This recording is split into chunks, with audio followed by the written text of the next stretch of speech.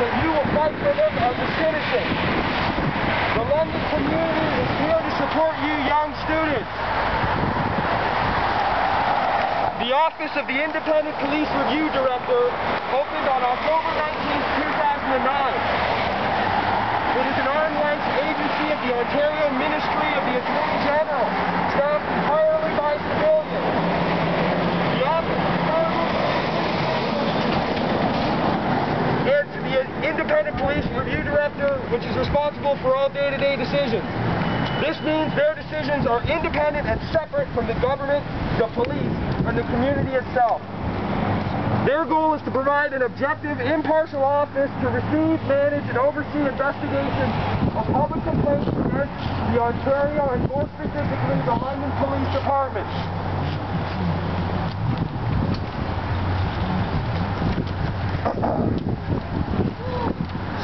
So I have an article here written by a professor at York University, one of my friends, and it's 10 points that helps our community organize against police violence and against police injustice. The police, as we know, are the guardians of the system of privilege and social domination. We need this to make this reality a self-evident truth in the consciousness of all our people. The following actions are offered as a path to organizing the community against police violence, and they ought to be executed as part of an integrated, comprehensive approach. Number 1, form local community-controlled organizations that organize, educate, and mobilize against police violence. In the past, we have neglected to organize our local communities and equip them with the knowledge, skills, attitude, and material resources to tackle police violence. Number 2, develop a Know Your Rights education program for your local community so that all members of your neighborhoods are aware of the full range of their rights and the information that they can legally deny and withhold from police departments.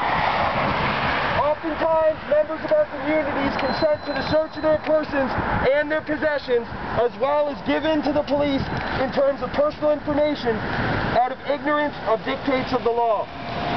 Number 3, organize cop watch programs, which visually record your interactions with the police and judiciary, and you can post them online for members of the community to see.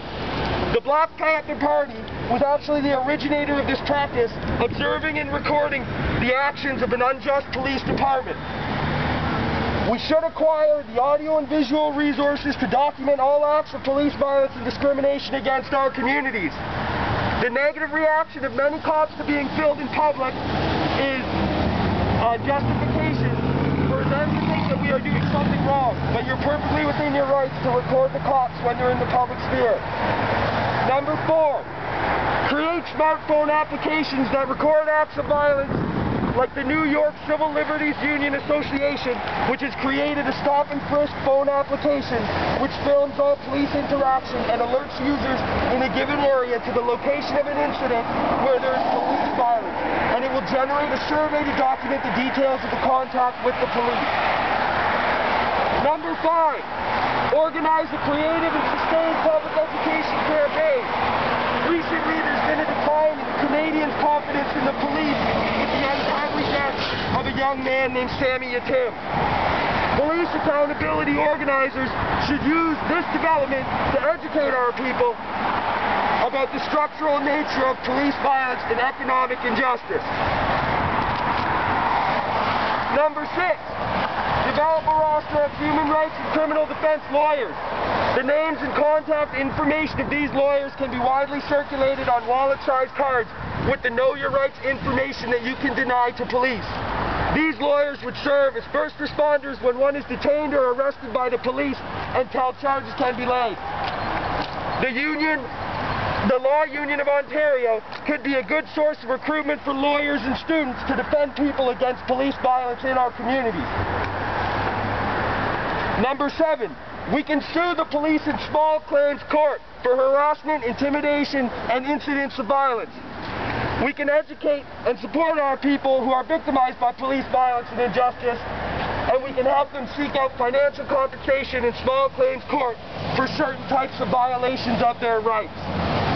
Number 8, Use human rights tribunals to make police violence financially costly.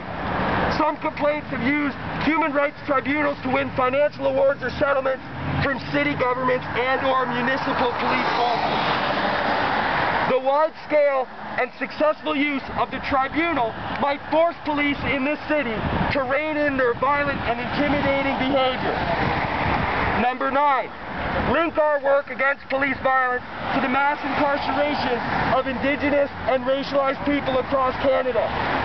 The class, gender, and racial implications of the prison-industrial complex must be exposed, challenged, and eliminated. We need to join together to create organizations and build a mass movement capable of fighting police violence and the prison-industrial complex. Thank you.